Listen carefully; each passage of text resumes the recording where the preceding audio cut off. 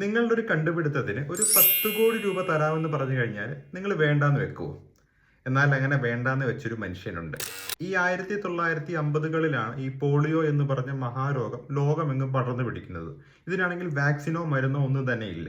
ഈ കാലഘട്ടത്തിലാണ് ജോനാസ് സൽക്ക് എന്ന അമേരിക്കൻ മെഡിക്കൽ ഗവേഷകൻ തന്റെ ഒരുപാട് കാലത്തെ പ്രയത്നത്തിന് ശേഷം പോളിയോയ്ക്കൊരു വാക്സിൻ കണ്ടുപിടിക്കുന്നത്. ആൻഡ് അത് കണ്ടുപിടിച്ച് കഴിഞ്ഞപ്പോൾ ലോകമെമ്പാടുമുള്ള ആളുകൾ ചോദിച്ചു, നിങ്ങൾ ഇതിന് പേറ്റന്റ് ചെയ്യുന്നില്ലേ എന്ന്. ആൻഡ് അദ്ദേഹം അതിന് കൊടുത്ത മറുപടി എന്ന് പറയുന്നത്, ഇല്ല, ഇത് ഞാൻ പേറ്റന്റ് ചെയ്യുന്നില്ല. ഈ സൂര്യൻ ആരെങ്കിലും പേറ്റന്റ് ചെയ്തിട്ടുണ്ടോ? അങ്ങനെയായിരുന്നു. അതായത് സൂര്യൻ എല്ലാവരുടേതുമാണ്, അതുപോലെ തന്നെയാണ് തന്റെ കണ്ടുപിടുത്തവും, അതും എല്ലാവർക്കും ഉള്ളതാണ്.